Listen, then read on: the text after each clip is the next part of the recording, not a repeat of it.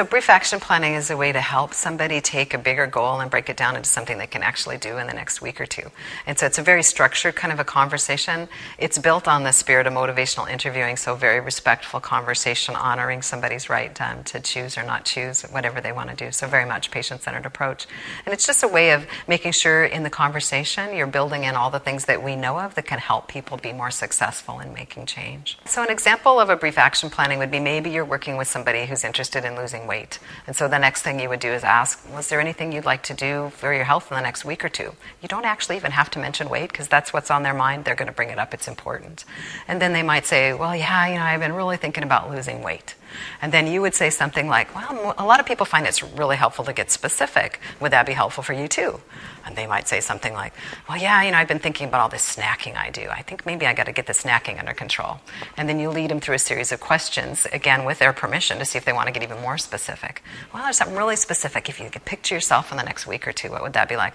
Well, when I sit down watching TV after dinner, I, grab the chips and stuff, and I should probably knock that off. And so help them get even more specific. Is this every day of the week? Is it just the chips? As specific as you can. And once they've kind of got a plan, the next useful thing is to ask them to say the whole plan back to you. And that's in the research literature. When people say things, we have this thing about how human beings are. We want to be consistent with our words and our behavior. And also the strength of the words they choose to use can give you an indication of how convinced they are that they're going to actually follow through on the plan. So you could just ask them to say back the plan to you. Would you mind go ahead and putting your plan together and just saying it back to me?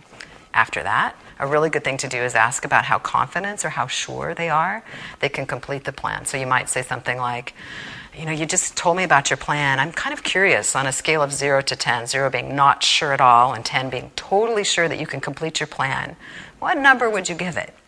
And then based on what number they give you, you have a couple of choices. If the number's 7 or higher, they're actually fairly likely to complete their plan. So you can kind of give them some positive feedback and then ask the next question. If their confidence is low, then you have an opportunity to help them raise their confidence, and mostly by asking open-ended questions and giving them ideas if they want ideas.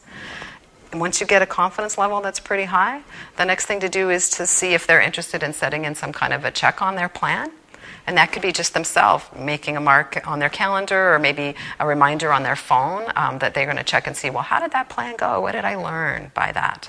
If they were successful, great. Maybe they want to move on to something else. If they learned, oh gosh, this is really hard, they might want to cut back a little bit or think of some other strategies to support their change. So that's basically brief action planning.